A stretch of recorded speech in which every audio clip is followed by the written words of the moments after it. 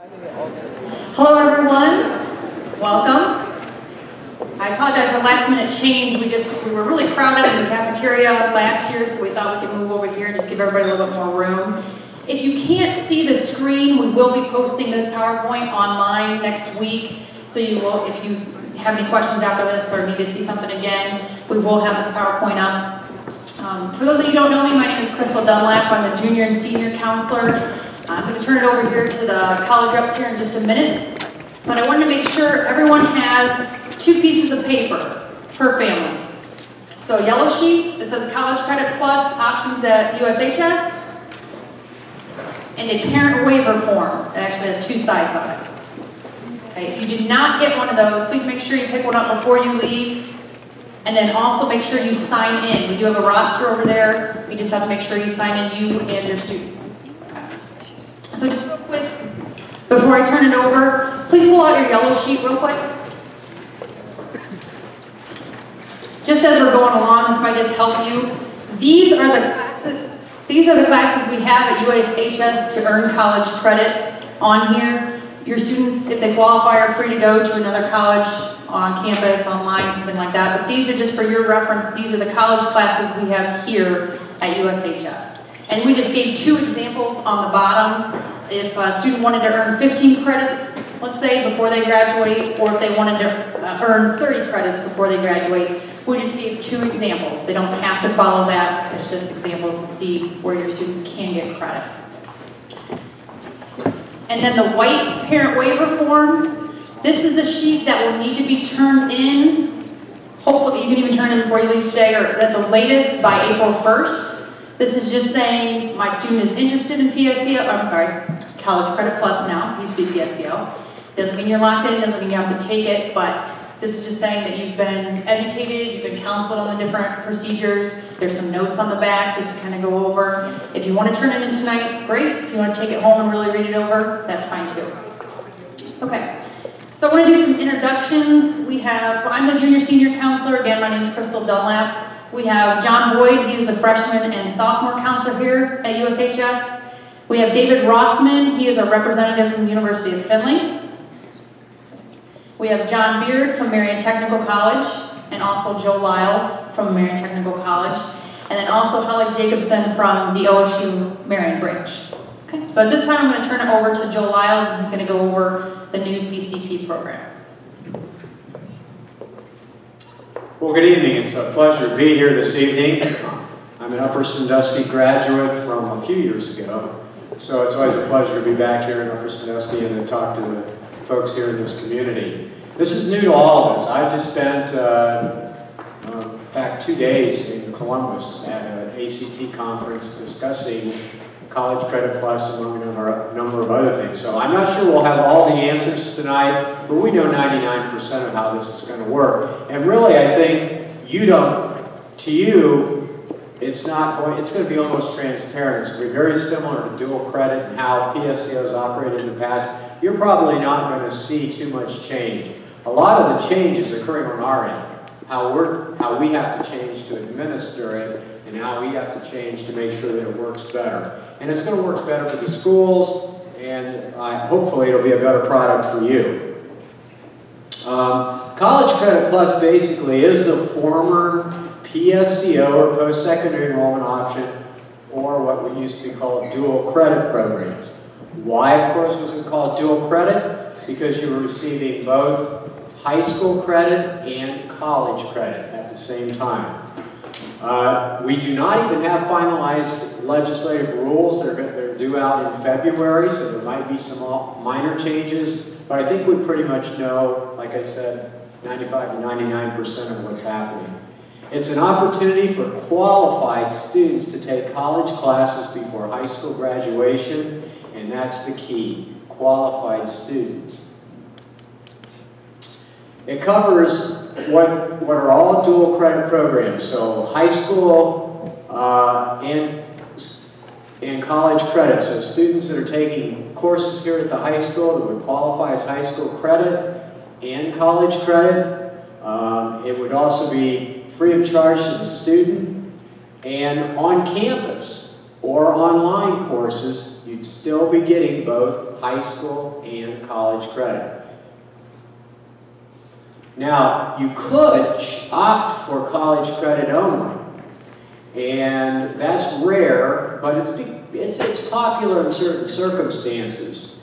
That's a self-pay option, though. The dual credit part of it is of the College Credit Plus. That is covered by the state, so no cost to the students. But for college credit only, if you want to self-pay, and generally speaking, that self-pay option happens over the summer. So we'll have a lot of students that will take courses over the summer. They want to get ahead. It's easier. Maybe their schedule's a little bit more freer, but you may have to pay for that. I will tell you to watch for scholarships. For example, we offer a $300 scholarship for students that want to do that option. There are other colleges that do similar type of programs. The college grades do not impact your high school GPA, so you might say, well, why would I do this if I have to pay for it?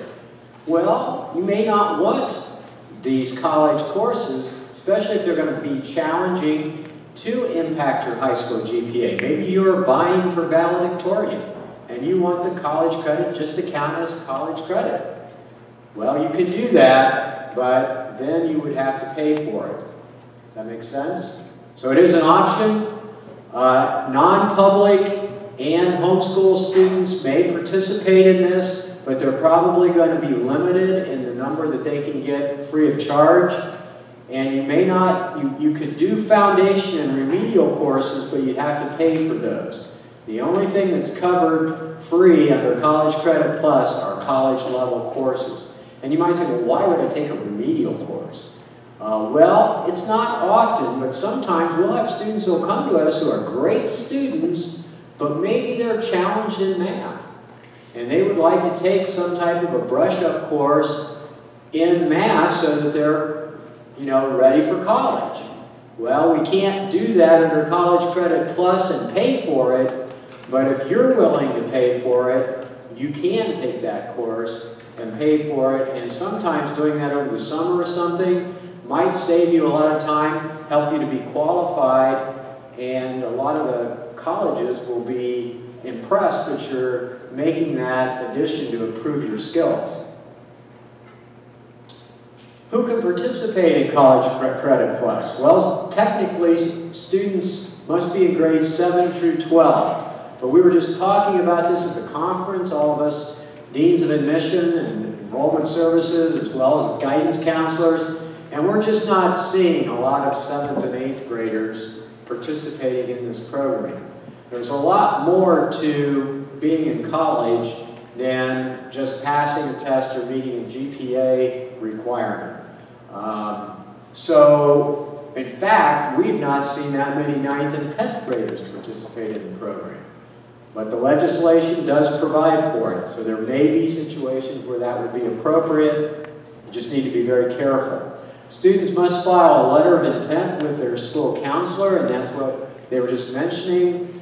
All you have to do is file this letter of intent. Doesn't mean you have to do it, but if you file the letter of intent and submit it by March 30th, then you're eligible to participate in College Credit Plus next year. My recommendation, turn it in. That way you always have the option. If you forget, then the high school would have the option to say you have to pay for it if you miss a deadline. Students must meet the admission criteria and the deadlines set by the college. So you not only have to be aware of turning in and informing the high school, but you have to pay attention to what the college's deadlines are. And probably most key is the student must be college ready. And each college is going to determine what is college ready through their own admission requirements. So what does it cover? Well, College Credit Plus covers the cost, basically, that the school district is going to cover the cost of this College Credit Plus. So essentially, tuition, books, although the student may have to return the textbooks at the end of the semester, and the fees. So, is it free? Very few things in life are free. This program isn't free, but there's no cost to you to participate in it, which makes it a wonderful opportunity for your student and your family to help cut the cost ultimately of a college education. What it doesn't include is transportation. So there's no formal busing or transportation back and forth to colleges if you take them on the campus. And then there might be special fees that might come with certain courses that were really outside of what we would call a normal college fee. So what are the benefits? And really that's the primary purpose of us being here tonight. We want to really kind of talk to you about what are the benefits of this, what are the caution things that you really need to really think about whether it's appropriate, and to help you to make a good decision about this for your student. It is free, so you want to thank your school district because, as I said, it's not really free. Your school district is chipping in, the colleges are chipping in, and we're making this available to you at no cost if your student qualifies. It's an opportunity to enroll in classes that are typically not available at your high school. Upper Sandusky's done a wonderful job of this. What you have available here, the opportunities you have available here at Upper Sandusky High School is tremendous. Much more than the average high school has made available locally. And really the whole idea behind dual credit originally, way back when we started PSEO, was to expand the curriculum, to give you more opportunities and different choices of courses to take. And that's what this program does as well. It exposes you to college faculty, the curriculum, and we survey our students after they've graduated and the parents. And believe it or not, when they say the greatest benefit that we got out of this wasn't that it was free or that it didn't cost us, what they said most important was it helped prepare our student so that when they did go to college, away to college, or whatever they did after this, they were better prepared because they knew what to expect. They knew the pace of college courses, the rigor, and how to get through that. And that was one of the biggest benefits. It gives you exposure to college. The college credit may transfer easily, and that's really critical. Today, we call it swirling in the college world. Students are swirling, and what that means is they're taking courses from all over the place. They're taking some courses online, they're taking courses from College Credit Plus or PSEO, they might be taking them from several colleges. They might need to do that once they're in, after they've graduated. And they're doing the best they can to put together courses that will help them to get that college degree at less cost and in a shorter period of time. The transferability is so important. One of the things that you'll be able to pick up after this is a packet from Marion Technical College or OSU or from University of Findlay. And one of the things that we include in there, the state of Ohio has set up courses that are called TAG, Transfer Assurance Guides, or Transfer Module courses. Those are the only courses we bring to Upper Sandusky High School, the ones that we offer here. Those have been reviewed by the state of Ohio, by colleges and universities, so that they're transferable to other state colleges and universities in Ohio and most private colleges. So they've been unified so that they're the core curriculum requirements at most colleges and universities. They're the safe courses to take so that you can transfer to wherever you decide to go to college. These are what are called transcripted credits, and that's really important to think about. Your college credit is going to be transcripted. In other words, it's going to go on your high school transcript, but it's also going to go on a college transcript. Okay, the realities of that are very important. It's not like you're just going to articulate this credit, but you're getting a college grade. It's going to be a college GPA. It's going to apply towards your high school GPA, but you're also going to be establishing a college GPA. So it's very important that you understand that. The good news is you've got college credit that you can take to other colleges and universities, or you can go on at our institutions and pursue a degree at our college. That's the unique part of this that makes it very, very exciting, really exciting to be able to do that while you're still in high school.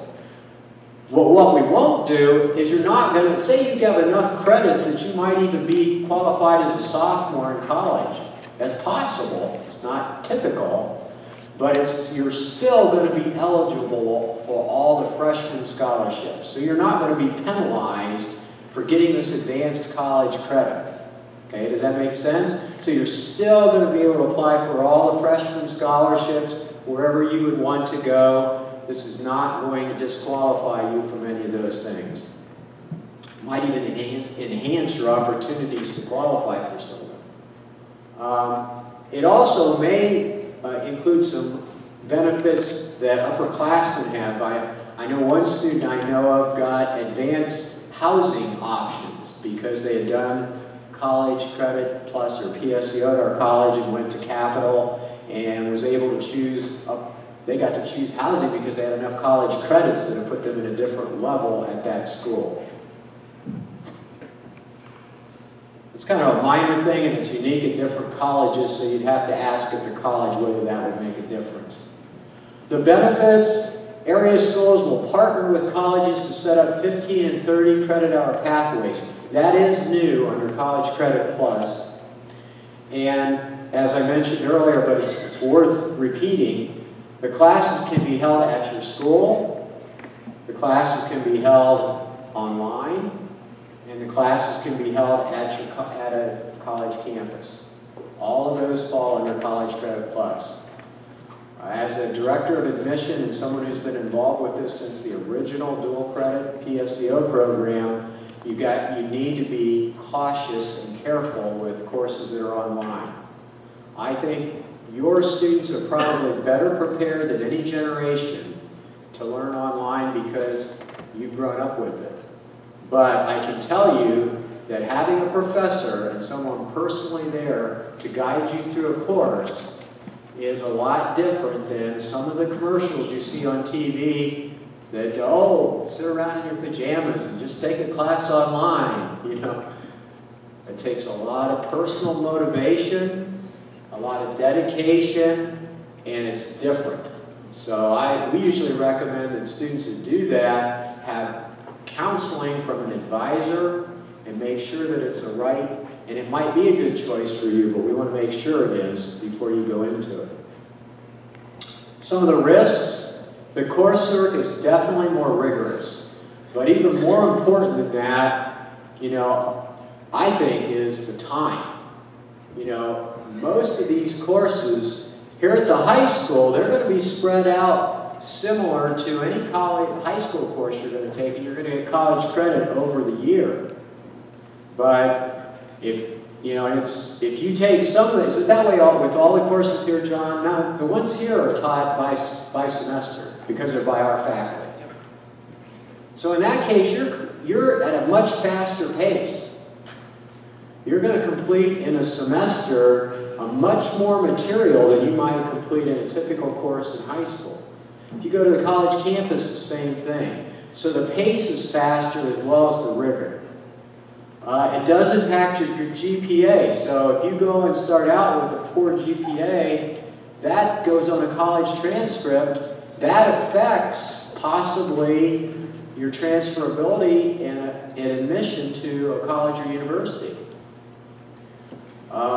We have done research over the last 20 years since this program initiated. We have a 98% pass rate of the students that we allow into our program. So our students do exceptionally well. And Upper Sandusky is some of your best students. I mean, they do, the courses that are taught here, I don't know, John, it's a very high pass rate. Here, about 100%. Probably 100%. Yeah.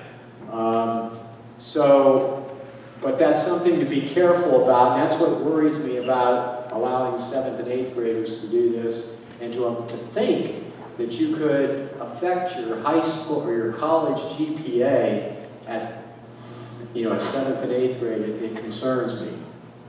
Students may need to limit the involvement in sports and extracurricular activity.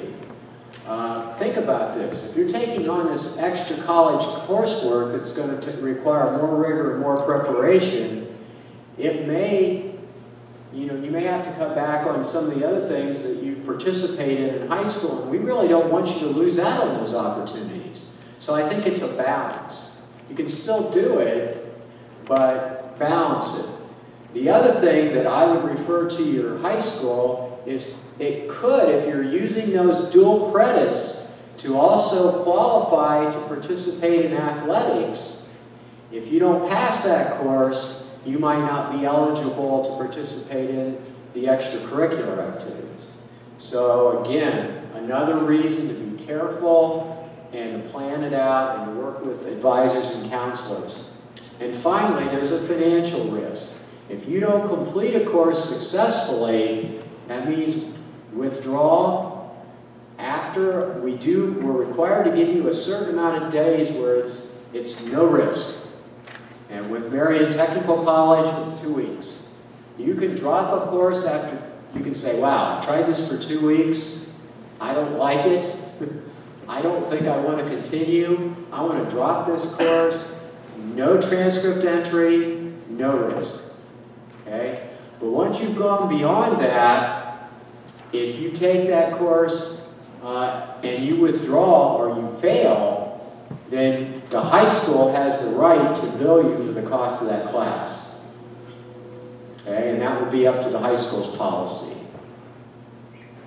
We don't have that happen much. We're pretty good now. We've done this for a long time. We know what students are generally going to succeed, and that's why we have such a high pass rate, but it is something to be aware of. Transportation is not provided, so if you're going to campus, you've got that, and that's one of the reasons why we've brought a lot of classes to your campus. Transfer to private or out-of-state colleges are not guaranteed. For example, if you were to take classes from Marion Technical College, they're going to work probably really well in the state of Ohio, especially the ones that are guaranteed transfer because they've been approved by the state. But if you're going to take that class to Harvard, I don't know, it might not transfer and apply. It'll transfer, but the question is, will it apply? What I would recommend that you do if you're going to a particular private school, especially out of state, is work with one of our advisors at whatever college credit you're taking, and we'll call that school and we'll talk to them, and we can even pre-arrange approval of that credit transferring and being applied. In fact, I had a student even in the state of Ohio at Capital, where that's exactly, we set up their plan. We called and said all the courses that would apply to the degree that they were planning on going into, the courses they took. So it can work to your advantage. Calendars will probably not match, college and high school. Now when they're here on campus, they do. We're going to follow, you're off on a snow day, the courses here that are college credit plus, they're going to be off on a snow day. Okay? We're going to follow your calendar because we're here. But if you're taking the courses on a college campus, it's going to follow the college campuses. So there may be a spring break that you have here. Well, that spring break may not be at the college. Or if you have a snow day, the college may not have a snow day. Typically, the way to handle that is just be reasonable. We don't want you to risk, if you think it's dangerous, don't send your student. But talk to the professor, call, but be aware that they're not always going to fit when you're taking courses away from your campus here. Each school is going to have a different calendar to go by. Who should participate? Well, students who are motivated and mature, and I think that's the part that we really want to stress. It's a different environment, especially if you're going away to a college campus where you might have not just 18-year-olds, but you might have 25-year-olds or 30-year-olds in the classroom.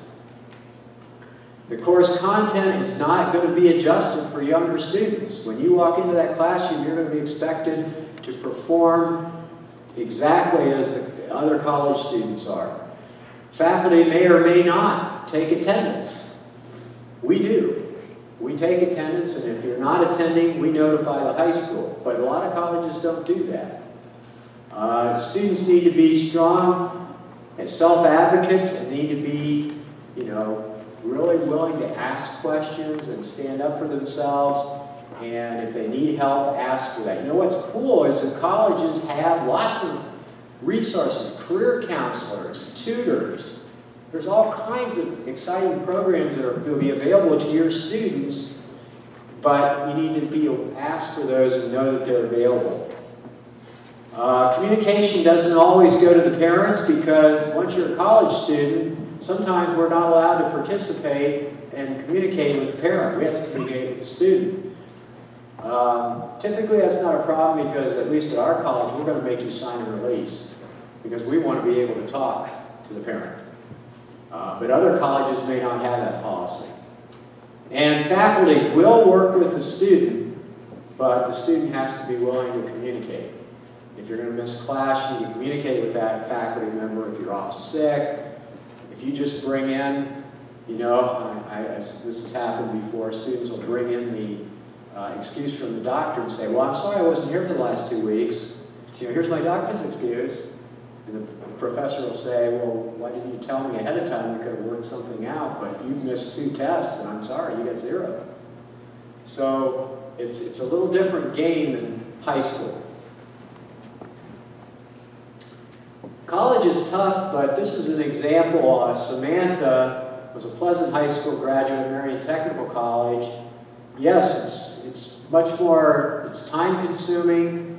You have to work really hard, but she was able to attain her associate's degree at our college and then, you know, go on at Capital University in 2015 and saved a lot of money. I mean, literally nearly a whole year, if not 2 years. Well, if she had her associate degree, it'd probably be close to 2 years of what it would cost of time and money to go to Capital. So we want academically strong students. I think we've already talked about that. Students that possess time and management skills, students that are active learners, speak up in class and participate. Students that have an interest beyond what's available in the high school and that they're college ready. Students that have the time, maturity, and dedication to devote to college courses. And frankly, we call it College Credit Plus, but you have students here at Upper Sandusky that have been doing this all for years. So John, I don't know, how many students do we have from Upper? That are taking our courses? Here we have 37, I think, this semester. Then coming to campus, we probably have another dozen. Okay. All those students, talk to them. Ask them. They can tell you. Just because it has a new title this year, it isn't going to change the dedication and time and commitment in the program. So really, you're not, you know, it's really the same program. It's just, it's changed some of the rules and regulations. I talked about tagged courses. Those are courses that are approved for transfer in the state of Ohio. You'll be able to get a list of those. General education or core requirements. And you can even go to the Ohio Board of Regents site and look at all the courses that have been approved throughout the state of Ohio. As a career counselor, though, I would tell you to think also outside of the box. Say you're going to go, by the way, do I look like a pharmacist? No, I was going to be a pharmacist. There was a gentleman here in Upper Sandusky for years that was a pharmacist. I went to Ohio Northern University thinking I was going to be a pharmacist. I was paying tuition at Ohio Northern University at their rate. And all of a sudden, my first year, guess what? Organic chemistry. I wasn't quite as good in science as I thought I was going to be. I also didn't like pharmacy as much as I thought I was going to. You know, take college courses to explore careers. It could change your whole outlook on, maybe you're thinking you want to be a pharmacy major or a business major or a nurse, or whatever. You might try an entry-level course in one of those fields like criminal justice and find out, wow, this isn't really what I thought it was going to be like. It could change your whole outlook and give you tons of information to make a better career choice and a college major choice, as well as the credit that you earn. At Marion Technical College, John is the site coordinator. He's also in charge of our entire early college program, and he's going to be the one you'll be dealing with the most. Our admission requirements, even though we're a state institution, you're still going to have to apply for admission, and you're going to do that all online, and there will be an orientation that you will go through online to make sure it's a good program for you. You will have to meet our college readiness standards, which essentially means that you're going to be taking a nationally normed test. If you've taken the ACT, you've done it. You've taken a nationally normed test, and your scores will indicate whether or not you're going to qualify for admission. If not, we're going to have our own, what colleges call placement tests. And we'll administer that to you for free, and that'll help us determine if you meet our admission standards. The online application, it'll be available after February 1st. We're still waiting on the final rules and regulations before we post our site. We don't want to put anything up that's going to change. You'll fill out the application online. There is no application fee. That's another one of the changes under College Credit Plus. No cost to you at all, so you'll be able to apply for free. There will be a participation form, and this is where we ask the parent to sign, the student to sign, and the guidance counselor to sign, so everybody's on the same page. And you'll turn that in to your guidance counselor, and they'll send it in to us with a copy of your high school transcript. And that, along with the results of your nationally norm test, the ACT or Compass, will determine whether or not you'll be admitted. It's really important that your applications for Marion Technical College are in no later than May 1st. If you want to take the courses here, it's really April 1st, right? And usually we have a waiting list for the courses that we teach here on site. So you definitely want to get your applications in, because if they're not completed, then we can't make a decision on your admission. And if the students then don't get into the courses offered here, then they can come to campus or choose another option, another college. Classes will begin on August 24th, so they're going to start about the same time your classes start. Obviously, if they're here on your site, it's going to start exactly at the same time, or pretty close. Books will be brought here if you're taking classes here. If you're on a college campus, you'll go through the college bookstore and get them just like all other college students get them. The difference is going to be if you're accepted into the program, they're going to be free. And then at the end of the term, you can write them, you can highlight them, you can just hopefully not mistreat them, but then at the end of the term, you'll have to turn them back in, and then we'll be able to recycle them and have other students use them and save everybody money. There are spring classes that begin in January. Typically, we're on the semester system at most of the colleges, if not all the colleges and universities in Ohio now. So students may not, we have some students in Marion that they don't start in the fall, but their school has set up a program that we're starting in the spring. Classes that we teach here start in the fall.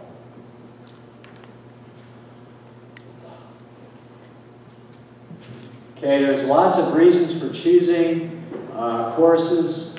I think we've kind of covered that. There are either tag or transfer module courses that are transferable. They're going to count toward a bachelor degree or an associate degree. There's also technical courses that you can take. And again, you could try courses in majors. Anything as long as you meet the prerequisite to the course and it's an entry-level course, you have a whole, in many cases, the whole curriculum to talk to. And I'm going to have the other colleges address that as well.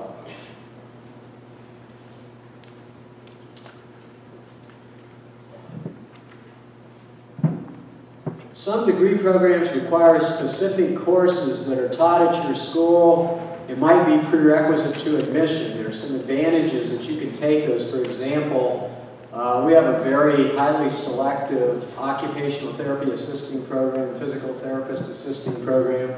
There are certain courses you could take under this program while you're still in high school that could put you at a big advantage of being admitted into those highly selective programs. And I'm sure other colleges are the same. Don't assume that community college courses are easy. We have to make these courses the same rigor that they would be at a bachelor degree institution. They're the same courses. So enter them, you know, with that in mind. OSU. By the way, if you have questions, we have a professional admissions staff. John is going to be coming down here because he's your site coordinator. We will be more than happy to sit down with you either individually on the campus. Generally, we bring everything to you, especially so you don't have to make those trips and talk to you here. If you are planning on taking classes on the college campus, my recommendation would be to go to the college campus and make a visit just like you would when you would select a college after you graduate.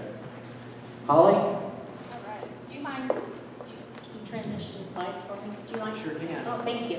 All right. Good evening, everyone. I am Holly Jacobson, and I am the admission coordinator at Ohio State Marion. And just want to give you a rundown of some of the things that are coming down the road for our program. So we can.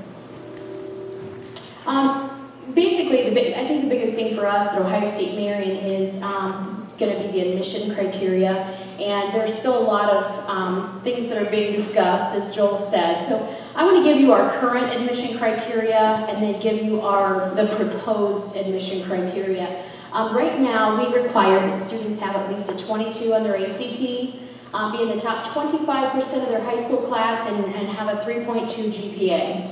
So there is some talk about possibly making the colleges use the same admission criteria for College Credit Plus as they do for freshman admission.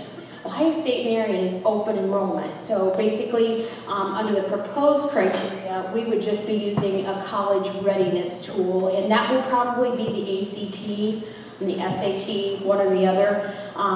So we're probably going to go to these proposed criteria, but again, it hasn't been voted on yet, so we're still up in the air. I wanted you to be able to compare both of them. So for the proposed criteria, we would require an 18 on the English, a 22 on the math, and a 20 on the reading. And you have to meet all three of those criteria to be able to enroll. We do not, at this time, we don't teach courses on site at the high school. You have to come to campus. That may change in the future under this new program. Again, we're just not sure. For next year, I'm pretty confident in saying, though, that all of the courses will be held on campus. So our timeline, March 30th, of course, you have to declare your intent to participate in the program. May 1st is actually our deadline to apply. We use an online application. We actually are waiting for everything to be finalized before we do new application. So that's coming down the road. We do have rolling admissions, so we're going to, we can actually, we will accept students all year round for the academy or PSEO program. PSEO. Old habits die hard, don't they? College Credit Plus. So, basically, as you apply, we're going to gather the pieces for your application, and then we will make a decision when we have everything. Mid-June, you're going to get an invitation to come to campus and do an orientation session. And at that orientation session, which will be held in late July, early August, you will meet an academic advisor who will be helping you select classes, and that academic advisor works very closely with your high school counselor, so we'll be working together on that, as far as making sure you're meeting all the requirements and doing what you need to be doing. And then on August 20th is our first day of autumn semester.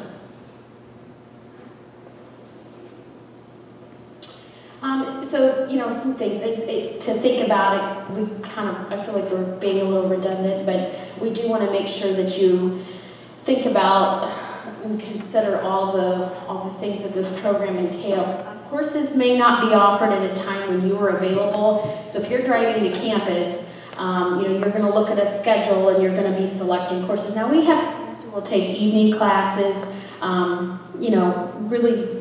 We run classes from about 9 a.m. to about 8 o'clock p.m. is our the start of our last class. So you have a lot of options there as far as scheduling goes. We do not give College Credit Plus students priority scheduling. We have to give that scheduling to our regular fee-paying students, especially the students who are on track to graduate. We need to make sure that they're progressing through their program. So. Typically, we find courses very easily for students, PSEO, College Credit Plus, Academy, whatever you want to call it. We find courses for them, and usually it fits your schedule pretty well. We have a really great selection of courses, so we will work with you on that. Just so you know, you're not going to have, what am I doing here, Rob? It's just leaving me. Okay, can I talk loudly? If I speak up, can you all hear me? Raise your hand if you can't hear me. Okay, that's... Sorry. Thank you. Okay, so, you know, basically, academies or PSEO, College Credit Plus students will not have priority scheduling. Courses may have specific prerequisites, which means you actually have to meet certain